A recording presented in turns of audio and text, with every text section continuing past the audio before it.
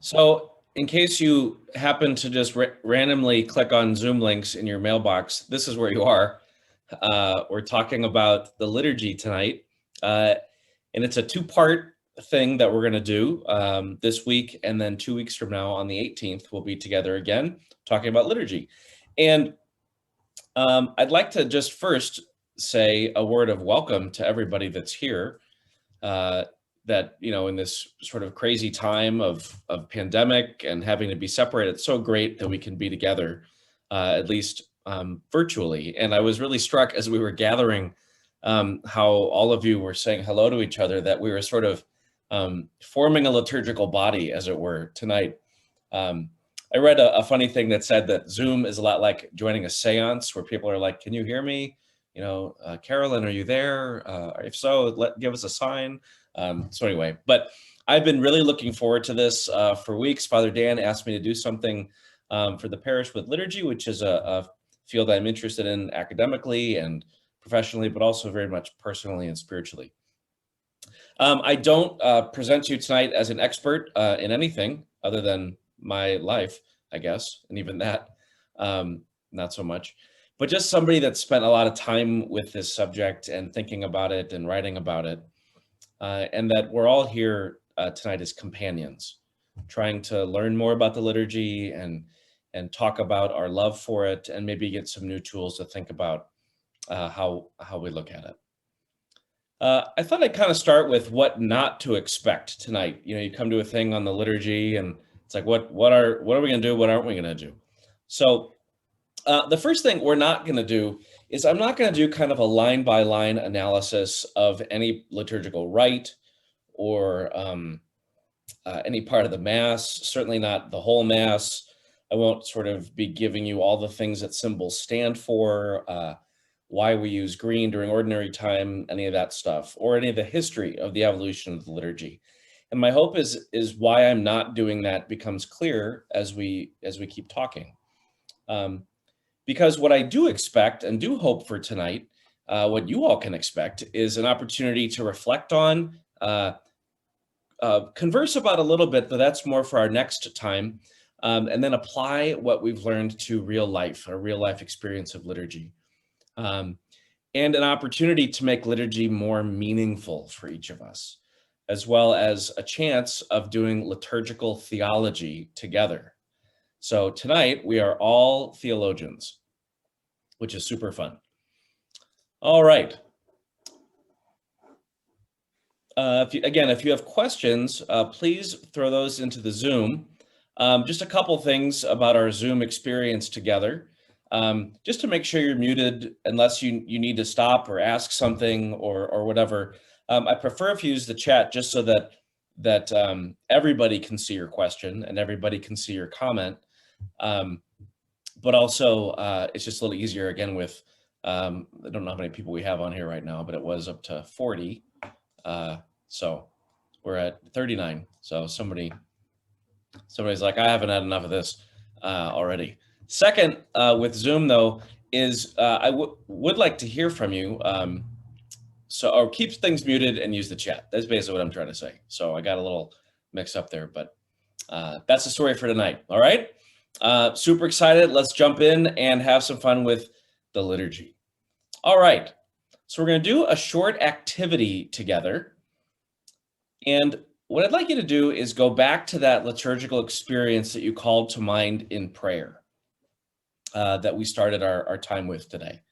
And sort of what is a word or a short phrase that describes how that moment feels to you currently, or perhaps it's not quite as live as it once was. So how did it feel? All right. And then what I'd like you to do is I would like you in the chat, I'm posting a link to a poll. And when you go to that website, you can respond with your name if you'd like. You don't have to. But to go to that website, just kind of click on that and give us your word or your short phrase. And what is going to be super cool, presuming that technology works the way it's supposed to, we will get to see everybody's results as they start popping up. So again, a word or a short phrase that describes the feeling of that liturgical moment that you brought to prayer. And then we're going to see if this technology works. And they should all start popping up here.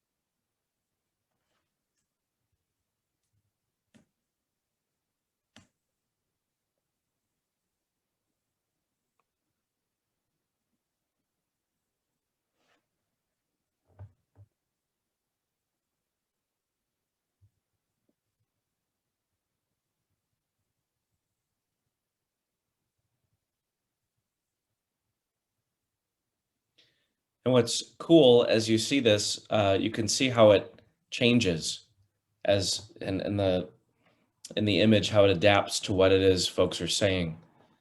And the more times a word shows up, the larger it is.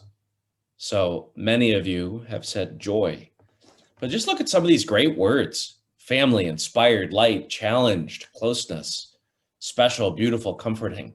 But that right at the center there, and the biggest words, the biggest letters there, the biggest font is joy. That there's something about these experiences of liturgy that are joyful.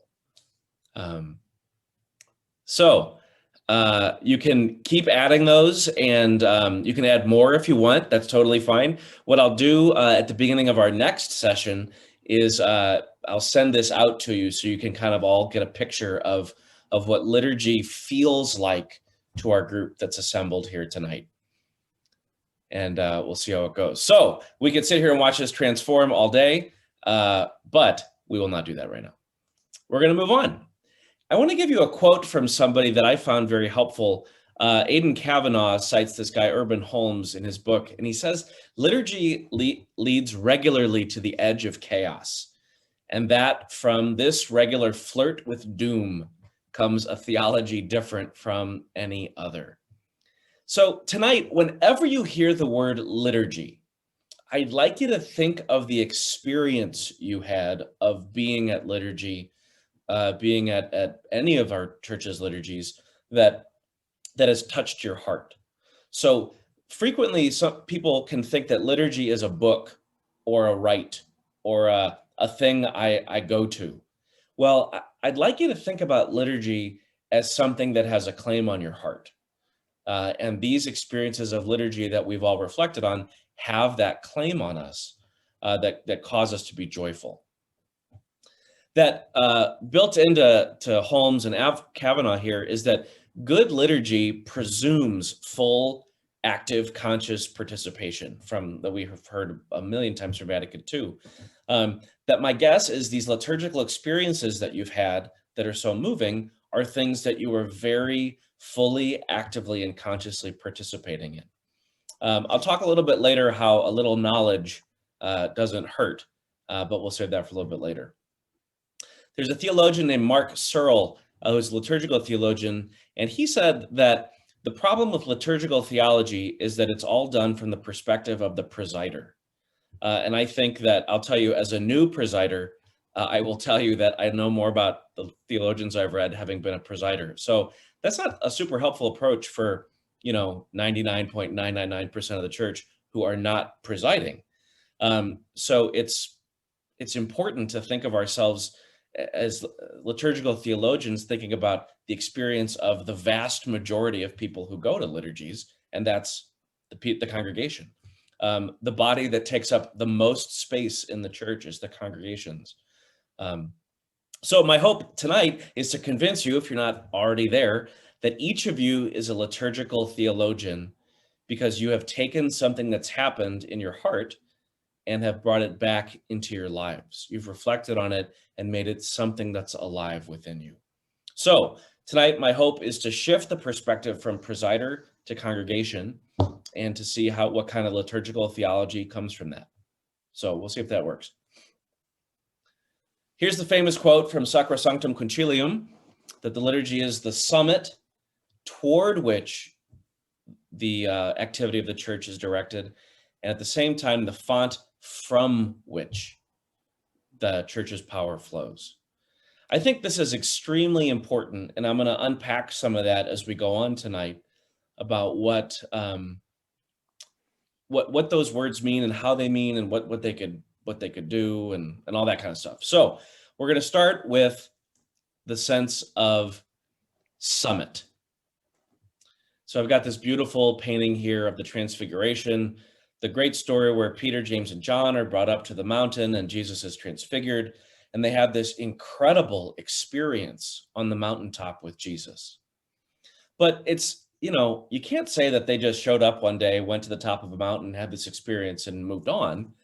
But what happened was they had this whole lifetime with Jesus. They get to know him. They hear his parables. They see him healing people, especially that core group that, if you were listening to my homily a couple weeks ago, I talked about how Peter, James, and John are key figures in the life of Jesus.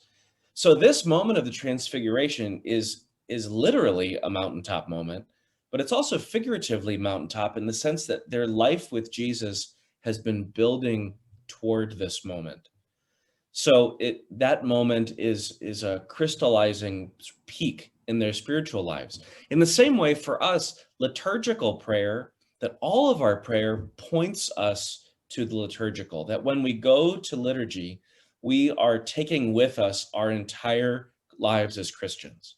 We take our struggles and our hopes and our dreams. We take our I'll speak for myself, your arthritic knee. You take with you your all of that stuff, and it culminates liturgically. And the important thing about this is that why liturgical? Like, why? Who cares? Like, why can't my prayer at home be enough? Or like I go by myself to the woods. This is incredibly beautiful and important prayer. Keep going to the woods. Keep praying in your room. But the thing about liturgical prayer that is not always true of personal prayer is that liturgical prayer is always, always, always communal. It is by definition communal, that liturgy as such never happens alone. Even if you find yourself by yourself, which is, we won't get into that, but because it's rare and probably shouldn't happen, but that it's always, always, always communal. And what's important is it's not just physically communal, which it is, we're physically present or even virtually present, but we are ritually communal, that we are all standing and sitting and kneeling and walking and signing ourselves at the same time. That what other human activity is so much done together, that you could have a mass of 100,000 people with with the Pope, and they're all not just physically present, but doing the same things together. And the second aspect of that communal is that the church in the liturgy combines all kinds of communities. The local community there gathered around that altar, but also the local community gathered around the bishop, but then also the universal church gathered around Christ and his universal church. So it's local and universal. We also pray for the saints and for people who are living at Mass. And so we're uniting two other communities of heaven and earth coming together. And we also pray for us present. We pray for those who have died in the past, and we look forward to the future. So we are communal in time as well as in space and as well as in community. So that's something that, I love praying in my room. I love going on retreat and praying being with Jesus, but man, I can't do anything like what we can do together, even virtually, I'd argue, though I think we'd all agree that probably not as good as in person. So liturgical prayer is gathering prayer. That when we pray liturgically, we must first gather. And the church, when it writes about the point of the introductory rites, is that the church is gathering. Like that's what we're doing. And some liturgical theologians like to say that actually the moment Mass begins is when you decide to leave the house to come to church, or when you type in sfxstl.org and click on the YouTube link. That as your mouse pointer is going to that YouTube link, that's Mass beginning, because it's a movement of gathering into the community, and it's the initial moment of that, which I think is a beautiful way of thinking about the introductory rites, that it's the ritual way that we gather as one to prepare ourselves to be a community, to listen to the word. All right. Again, if you have questions as we go along, please throw them in the chat. Please, if I'm going too fast, be like, whoa, I can't see all of you, just so you know. My way my computer is set up, I see like 6 of you. So if you've been waving at me the whole time, I'm sorry I haven't seen you. So please feel free to add things and comment. Would love to see that. All right. Peak experiences, liturgy as summit. But the liturgy is also font. It's the source. And I'll be honest, I think that most of our liturgical theology is thinking about the liturgy as summit. How does the liturgy gather us, and how does the liturgy how is it the culmination of our experience as church? And it absolutely is. I'm all in. However, it's also font. So it's the source of Christian prayer. That liturgical prayer grounds our prayer in community so that our prayer can flow from the community, and that personal prayer then flows out of liturgical prayer. Another way to think about this chronologically is you never pray as a Christian until you're baptized. So like even your prayer as a Christian is fundamentally liturgical.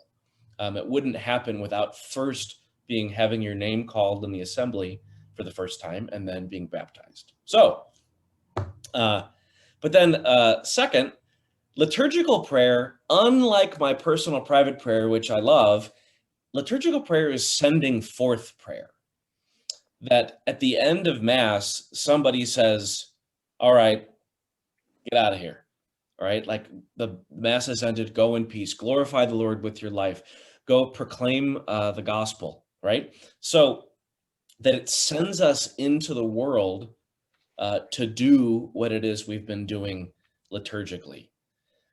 So I love this image of source, or of summit and font, but I also love the image of liturgical prayer being gathering prayer and sending forth prayer. So that kind of unpacks a little bit. Again, if you have questions, I'd be very happy to think about those with you. But now we're getting into something super amazing that I'm super excited to share with you. All right. This is one of my favorite quotes about the liturgy. It comes from a man named Michael Himes, who's a diocesan priest who works at Boston College. And he says, the meaning of liturgy is this: baptism should make us rethink our daily shower, and the Eucharist should change how we look at our morning toast. I think that most succinctly summarizes what liturgy as source, or liturgy as sending forth prayer, is all about. That when that it should affect our lives in some way, that when I turn on the shower in the morning, that one of the things that should be a part of that is I've been baptized. And I mean, it's why we have, not right now, of course, all the things I'm saying, of course, like imagine yourself a year ago or like a couple months from now. But that we have holy water fonts to remind ourselves of that baptism. Well, you can do that at home too. You can hopefully you're washing your hands, that you can remind yourself of being baptized. Martin Luther famously would say, every time he was tempted to sin, he would say to himself, remember, Martin, you are baptized. So that that our baptism flows into the world, the Eucharist flows, and not just the world, like I should go be nice to people, which of course we should, but it should somehow keep holding on to our hearts. Now, there's a tricky word in Father Heims's quote, and it's the word meaning. Boy, is this a fraught word. This is what I wrote my my licentiate thesis on, was the question of meaning in the liturgy.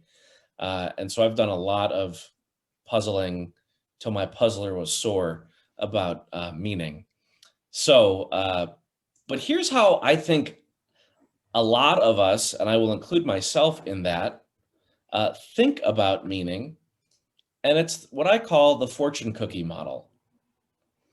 That I think that if I kind of tap at the liturgy or I tap at a sacrament enough, I'll break it open and there'll be a little strip of paper inside that says the meaning of liturgy is this, and your lucky numbers are, et cetera, and so forth. Well, I mean, I suppose that's a way of looking at meaning, that we want to kind of pick it open. This you get a lot in like music theory, where people say like, what is Beethoven's Fifth Symphony? Ba, ba, ba, ba. What does that mean? And people say, oh, it's the knock of fate on the door. It's like, well, okay, that's fortune cookie meaning, that there's something hidden that I've got to uncover. And that's okay. I mean, that's certainly true sometimes, though far less interesting, and I think far more shallow than what liturgical meaning is all about. So I'm going to share with you, you might have heard this quote. I think this explains it. This famous dancer, Isadora Duncan, she was asked, what does your dance mean? Like, what did that mean? And she said, if I could tell you what it meant, there'd be no point in dancing it. We could just talk about it. So like we could just say what the liturgy was. We just do it. We wouldn't need to go do it.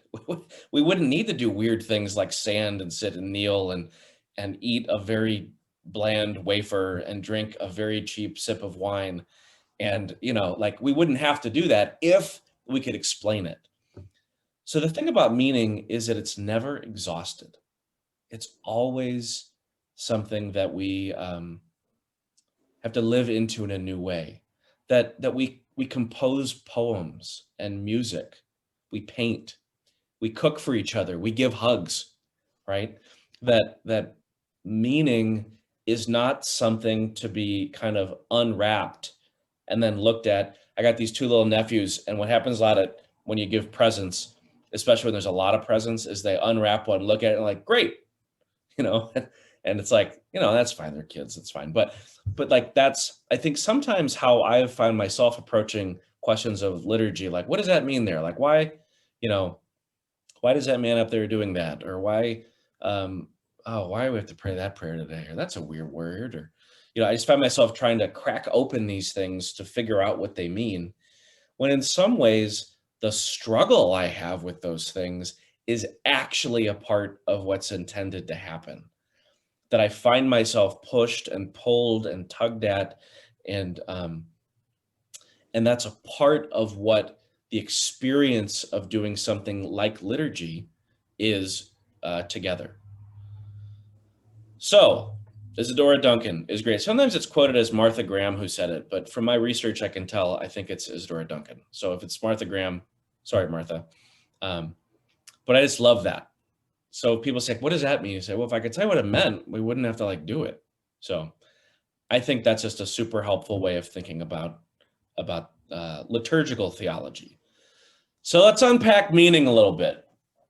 If it's not fortune cookies, then what is it? Well, here's where I get to nerd out a little bit, and Angela Pansella will be happy to tell you how much I love nerding out about my thesis, where I studied a woman named Victoria Welby, who's more or less unknown. And if you want to know more about her, Google her, find her stuff. She's amazing. Nobody's heard of her. She was a Victorian woman living in Great Britain. I could go on and on about her. I won't, because we're here to talk about something else. But find her, just amazing woman. But she was an important dialogue partner with Bertrand Russell and Charles Peirce. And really was influential in them developing their theories. Now, of course, they're, Victorian men with doctorates, and so they get listened to, and poor Victoria is stuck in Great Britain doing her thing. But She is gaining prominence. She's very well known actually in the Netherlands, which is strange to me, um, but she has this three-part way of thinking about meaning that I find incredibly helpful as a tool for unpacking the liturgy. So here we go. We're going to take a little quick trip through Victoria Welby. You're going to love it. And if you don't tell me. I'll be so sad. All right. So the first is the literal sense of a sign. The second is the intended meaning of the user. And last is the significance for the listener. Let's unpack that a little bit. All right. So the literal sense of a sign. Think about any word you've ever heard of, like potato. All right. The literal sense is, what does it actually refer to? So potato refers to delicious potatoes. But it can also work for symbols. So like think of any symbol, like a flag maybe, or any liturgical symbol, like water for baptism, for example, is a good one. That the literal sense refers to the stuff you can actually sense. So the flag, you can see its colors and you can see it waving in the air. You can see the symbols on it. And those might refer to things. So like a flag is a symbol of symbols that, as Americans, we know the 13 stripes, or for the 13 colonies, the 50 stars. You get the idea. But those are the sensible things. Now, what they stand for, that's the intended meaning of the symbol. But the sensible is just that there are stars, white stripes, red stripes, blue, field, all the sensible stuff. So with baptism, there's water. It's clean and fresh, and it gets poured over your head, and it feels cool or warm or however. Okay, so that's the first part of it. So to engage with any liturgical act's meaning, you've got to really first immerse yourself in the stuff. That Catholicism is so stuff oriented. I almost said stuffy, but that would be true in a variety of ways, maybe. But Catholicism has stuff. We have bread and wine and water and oil and posture and vestment and et cetera, et cetera, et cetera. That the stuff, what we have processions, like, why don't we just keep stuff on the altar? It'd be so much easier than bringing it up from the back. Well, because there's a point to it. There's something about movement and geography and all of that kind of stuff that's important. You might think of it this way, like think about a liturgical act that's changed drastically in the last year. At College Church, you no longer process up for communion, but communion comes to you. That's a change in the liturgical act, and there's probably some way that's changed your experience of going to communion. The theology hasn't changed, but the symbol has changed. The sign, the way that we do the act has changed. Okay? All right. Second is the intended meaning. This is the fortune cookie part. This is like what it's supposed to mean. All right. So like if I use a word like potato, you'd be like, what is he talking about? But why is he saying that word to us right now? And our brains are super good at translating these things on the fly. But basically the intended meaning, the second level, says, what's in my brain that I'm trying to get into someone else's brain? All right. So what's the intention behind my using this? I'm going to illustrate this with, I think, a fun example in a second. And then finally, I think, and Victoria Welby I agree with her. She doesn't agree with me. Significance is the most important part of this. So significance is a question of, what does this mean to me? It has value or importance to me. It has something that grabs my heart. It's like when you watch that dance and you're like, oh, something stirs in me and I feel more alive, more human. I might even be filled with a desire to go dance myself. I'm infrequently filled with a desire to dance, but sing, yes. That something grabs you and says, this has not just meaning, like there's an intended thing somebody's trying to get from their brain into my brain, but it moves me. It's affective. It's moral. It has an importance to it. Okay? If there are questions here, it's understandable. I think it's a fairly clear system, but we've kind of delved into the field of semioethics here, which is nobody's favorite idea on a Thursday night. So anyway, I just want to make sure that we've gotten too far into the weeds here. Okay, it seems like we're okay. All right, let me illustrate. If someone that you know shouts the word duck at you, you have got to, and your brain does this immediately. All right, but we're going to slow your brain down for a second and kind of go through what your brain thinks. All right. Duck. Well, could be this guy. It could be a duck. Or it could be duck. It's the same word, identical. The sense there, the word, the sound, the spelling, all identical.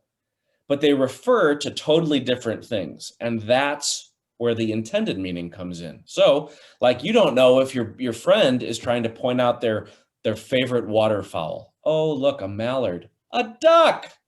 Or they might be like, duck. You never know how weird people are. I live with some weird people, so you never know. Or they might be trying to let you know that there is a projectile coming toward your head, and they want you to get out of the way lest you end up with a bruise on the side of your face. Well, significance is how you respond to their word, duck. Well, if you start looking around, you think they're referring to waterfowl. And you'll be very happy if you see a beautiful, flock of ducks. I don't know if ducks are in flocks, geese, I don't know. Anyway, it doesn't matter. But if your friend was actually saying there's a soccer ball coming at your head, you have missed out on this communication event, right? That you now have a bruise and there's something misfired, all right? So significance has actual effects in our lives that when we experience somebody else communicating with us, that sometimes it can go awry, all right? So, but the significance is that I do look for the duck, or I do get out of the way. And imagine if it's like a little duckling and I duck, and then they think, oh, look at Matt, he's all worried that a duck is going to get him. And not that that's ever happened to me, don't worry about it. But that's kind of the illustration that I like to turn to about how these three layers of meaning work. Okay? Thoughts or questions?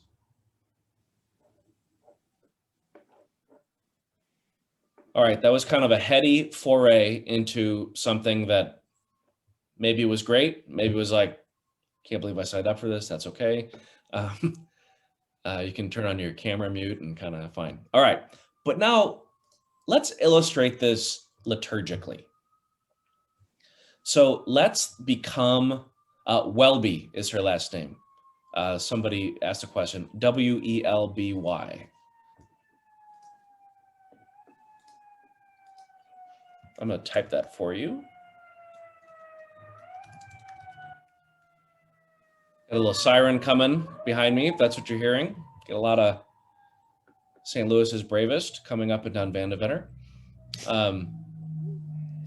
Welby, I'm just going to tell you a quick little thing about her. She was traveling on a safari with her mom in Africa, and her mom suddenly died and had to be brought back to Great Britain, where her godmother, Queen Victoria, was waiting for her. Victoria Welby started the Royal Academy of Needlework to help soldiers who were coming back from war who couldn't work. A phenomenal woman, just amazing woman. So back to liturgy. We're going to talk about communion. And I picked this example for a couple reasons. One, it's so widely experienced that my guess is every single one of us on this Zoom session tonight has received communion at some point. Or if we haven't ourselves, that maybe we've certainly seen it happen, okay? So I think communion is such a great example. I also think that, especially given the last year that we've had, there might be a lot of us on this call who have not had communion in 10 months or more. And so I think it's a really helpful, because I know how many folks log on to the College Church Zoom or the YouTube feed for Mass, and how I think there's an aching and a longing to be back together to receive communion. Um, and so I just think it can be helpful just to remember how much we love this sacrament and how much of a privilege it is. Um, and sometimes, I mean, absence makes the heart grow absent, but it can also, if we reflect on it, can make it grow a little fonder. Um, so anyway, those are my two reasons for choosing communion. It's also like the way the Missal describes it is the way you see it almost everywhere in the world that I've been. So it's not like it's, different churches will do different things. I worked in a Native American parish in South Dakota, and they did a smudging ceremony during the penitential rite. Super awesome. But we don't do that at College Church, so it'd be a silly example to use, all right? Well, not a silly, you get the idea. All right. So I'm just presuming you're all laughing at my hilarious jokes, by the way. Like in person, it's like, oh, I get to hear all the laughter, and it kind of is encouraging me, but I'm kind of like, I hope they're laughing at my jokes. Anyway, so let's look at sense, the literal sense of communion. Now, you might think, so start to the right side, the host itself, that you think like that might be the only element for our, what Welby calls sensal analysis. Well, no, because there's so much more objectively that's happening at the moment of communion. So like first, what's the context of your life in which you're receiving it? Is this you receiving the Eucharist on your wedding day, which is super powerful? Is it your first communion? Are you at a retreat? Um, what's going on in your life? Or maybe it's not a big event like those things that I mentioned, but maybe you've just had a really spectacular day at work, or you have suffered some kind of difficulty or loss that you might find yourself going to communion. I'll tell you, a couple weeks ago, I was just kind of down. I don't remember why. Weather, COVID, I don't remember, but and I was just like, and I had to go preside at the 5:15 Mass. I gotta tell you, I was very aware of my own kind of brokenness and sadness, and that experience of receiving communion was very rich and beautiful, um, that I didn't expect, but I was aware of that movement. That sometimes it's more important, sometimes it's less to us. Our experience of significance. Second, like, where are you receiving it? Are you at College Church, a place you know, but it's also this like big, beautiful kind of neo-Gothic space? Are you at a retreat around a campfire, where people are like, people super well? Is it a hospital room? Is it viaticum? I know many of you have brought communion to the sick, or maybe have been sick yourself and received communion. Uh, what's that experience of Eucharist like? That's very different from your sort of fifth Sunday in ordinary time at College Church. Next column, who's involved? Are you that beautiful woman there getting communion from the Pope at the Easter Vigil? I gotta tell you, I bet she'll remember that for a while. All right. Are you my friend Will, who's receiving communion from me at my first Mass in the next picture down? I don't know if Will remembers that. I do.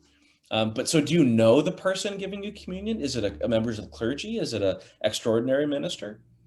Is that person known to you? You might also think like, who makes up the congregation? Who's the person in front of you in line? If it's somebody that like really, drives you bananas, that's going to affect the way you approach the sacrament. If it's someone you love, if it's your spouse, sometimes this is so beautiful, especially now that we bring communion to the congregation. There are a lot of couples that will not receive until they both have the Eucharist and they receive together. That's amazing. That's beautiful. That there's something about this moment that has some significance for them. It doesn't change, again, the meaning of the Eucharist, what the church intends or what Christ intends, but it does act as a source for something that maybe we didn't know about. And then last, the object involved. It's like, boy, usually when we talk about Eucharistic theology, all anybody talks about is transubstantiation and real presence. Now, please do not get me wrong. I believe in transubstantiation and the real presence. It's comforting that your associate pastor believes in that, I'm sure. But what else is going on there at the level of sense? Is the host manufactured or is it homemade?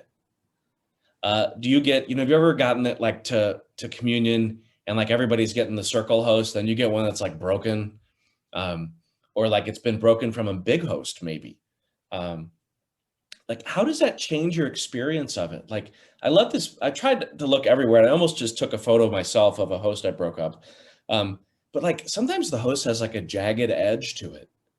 Well, gosh, if this is the sacrificed, a sacrifice, and it's the body of Christ who's wounded in our world still, well, gosh, maybe a smooth, perfect host, it doesn't speak to that. And no, a smooth, perfect host certainly speaks to Christ's perfection and beauty and all that. But anyway, just trying to get that there's not one way of doing this. That there's all kinds of richness the more we engage with it. All right. Next, the intended meaning behind the Eucharist. I kind of already said this, so I'm not going to spend too much time on it. But what is it? What does the church say it is? That's important. It's not just some bread that I feel good about. Like, we believe, it's our faith that through the mystery of God's love, that this bread and this wine become the body and blood, soul and divinity of Christ, that we take into our bodies and eat.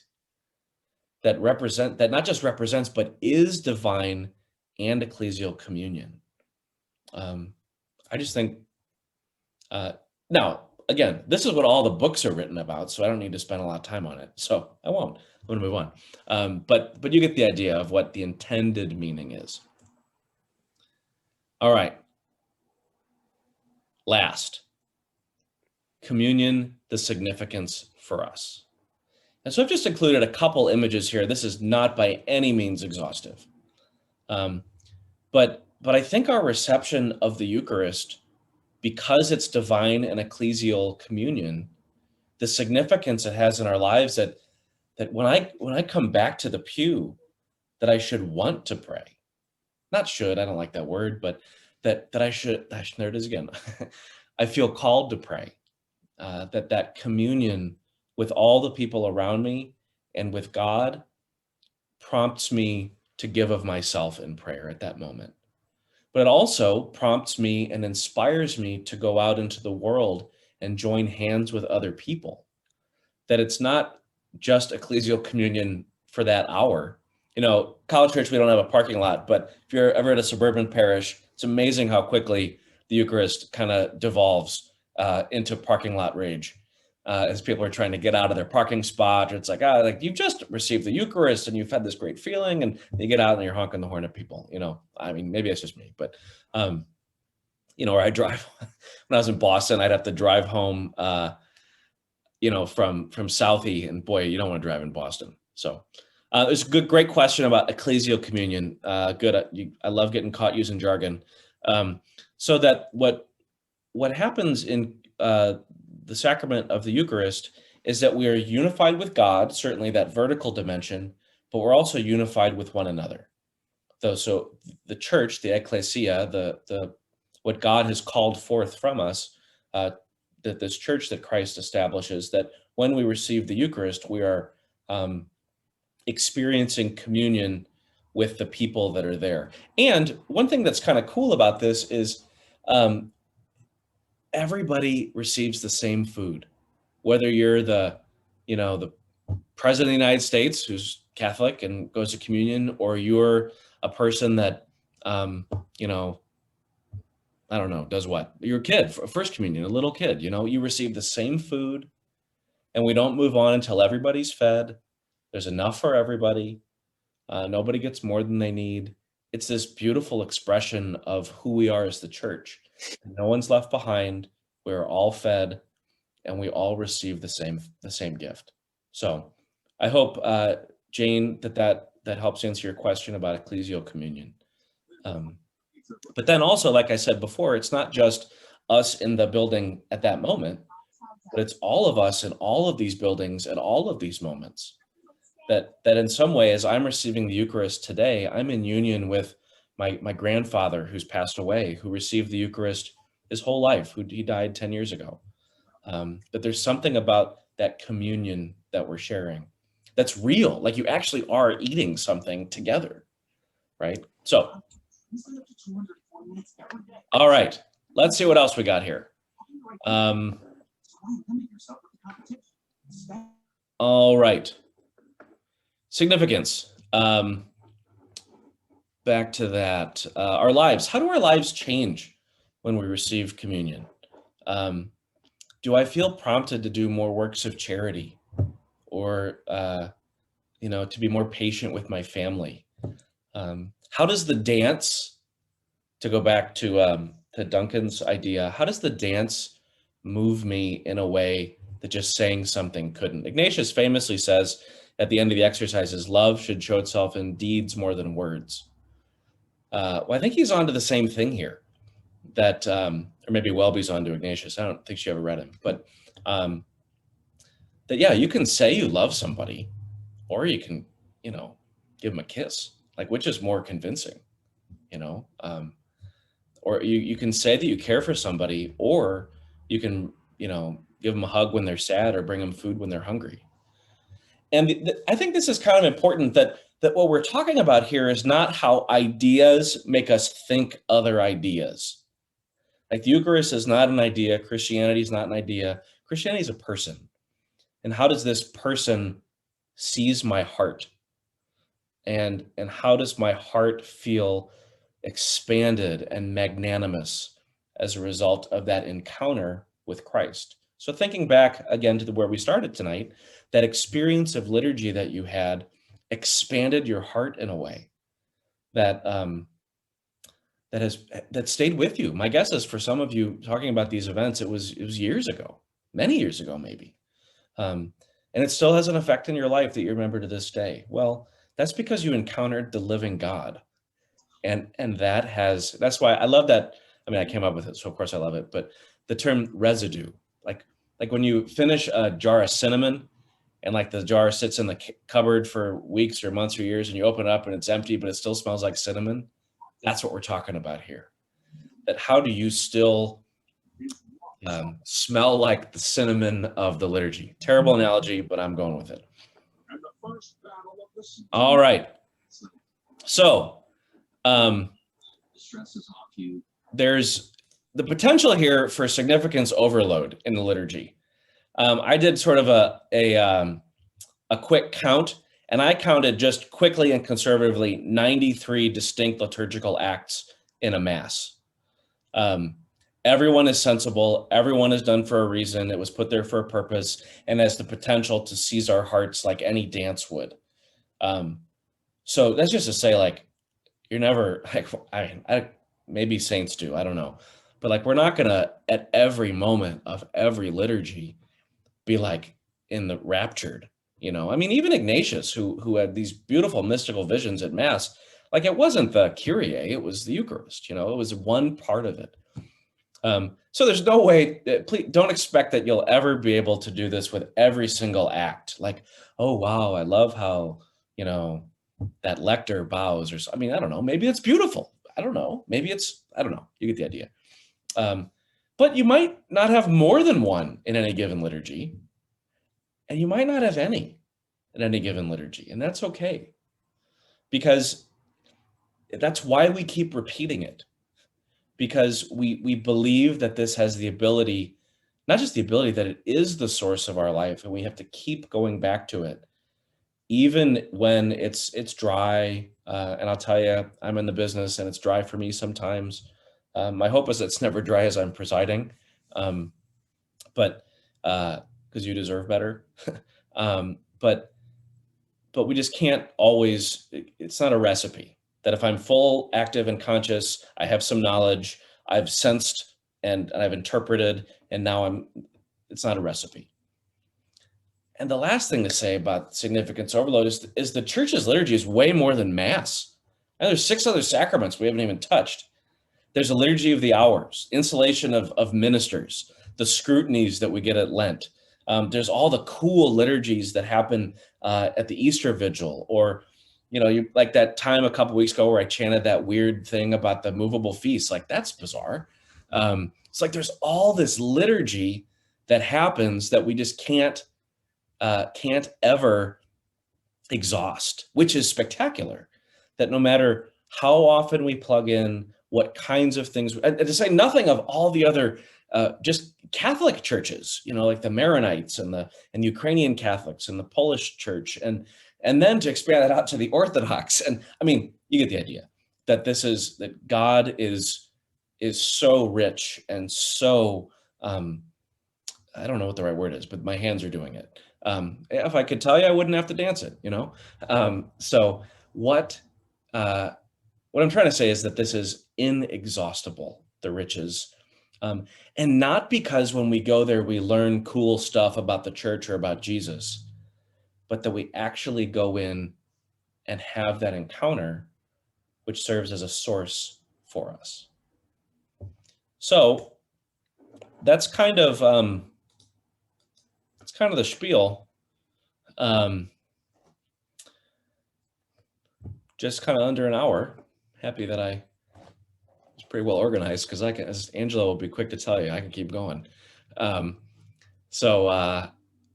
what thoughts or questions? I'm going to stop sharing my screen just for a second, just in case there's somebody who wants to, say something or make a question or an observation. I do love the sound of my own voice, though. So,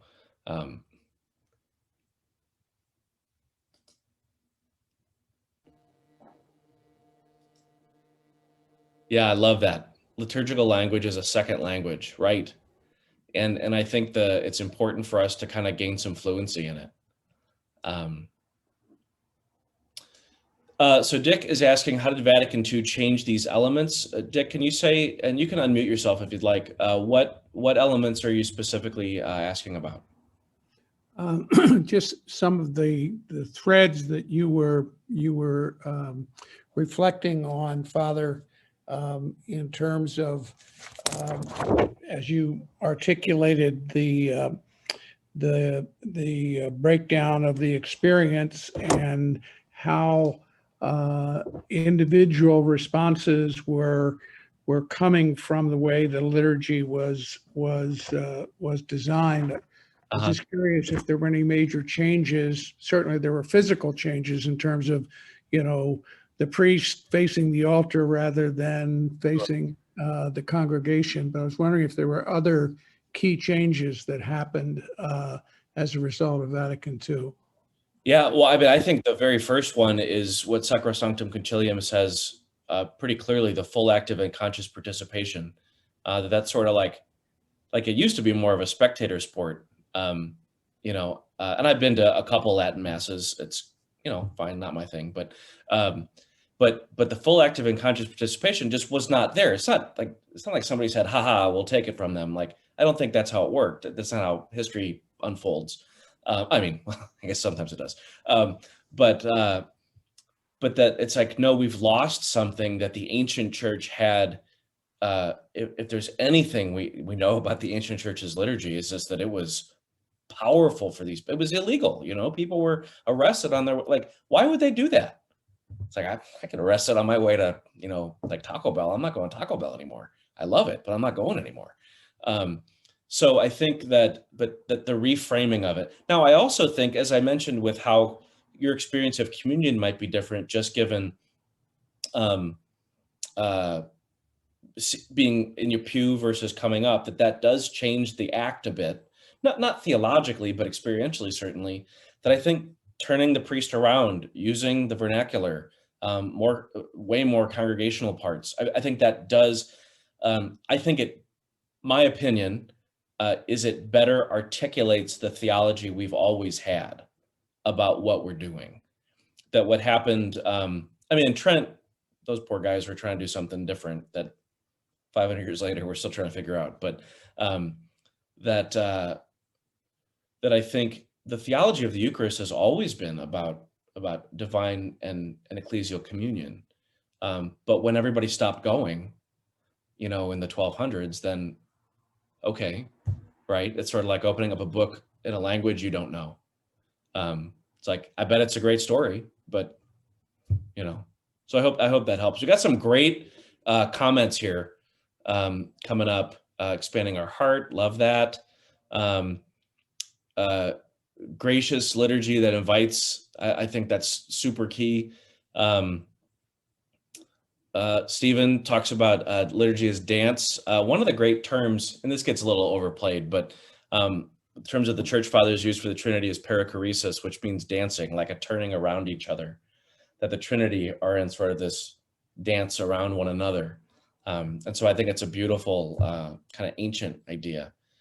And I love Carolyn's comment that it's the work and prayer of the whole body, not just the priest. I mean, I think that, I love being a priest, but I was a layperson for 40 years, I mean, I'm kind of all in on the lay people. I just recently left your noble company, downward mobility, I think. But yeah, like it's the church is you. It's not me. I mean, I guess it's part me too, but it's us.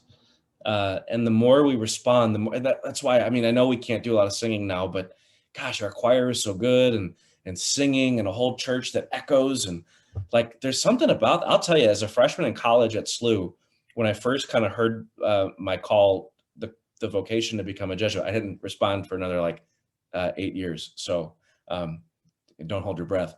But being in that space and hearing the music and the responses and it's powerful. Like, it is what it is. That's the foretaste of heaven. It's not the pretty vestments. I mean, those are fine too, but it's us doing church is what liturgy is at its best. And that's good preaching. That's good response. It's also, I mean, college church, God, we are spoiled as clergy because we've got such intelligent people in the pews. I got to work hard on that homily, or I'm going to get Dear Father Matt, that wasn't so good this week. And you'd be right to say it, I was lucky in Southie too, because those were a different, very working class, but they called something new out of me as a preacher that they needed. And so I think that the people have a right to expect good presiding. I mean, it's sort of like having a bad language teacher. You're not going to learn French. If you've got my St. Louis accent, you're trying to teach her, So anyway, I don't know. I'm just rambling now, but I would like to share my screen one more time with you because I have a homework assignment for you. Now, you don't need to write this all down, because I'm going to email it out in the with the Eventbrite thing that got sent out a couple times. So I'll send you an email with this in there. If I don't send it tonight, I'll try to send it tomorrow or the next day. But what I'd like you to do is, as you're at Mass, and please, don't leave the house if you're not comfortable, but tune into a Mass. Maybe even tune into one you're not used to, or maybe you really want to go to the college church virtually or in person. But now with this new set of tools, or maybe a sharpened set of tools that you've kind of always had and been attentive to, what draws your mind and your heart? Where are you mesmerized?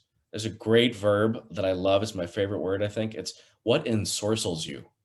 Ooh, that's a good word. You have to Google that one. But what are some of the, go through, what are the senses? What are the intent? What are we trying to get at here?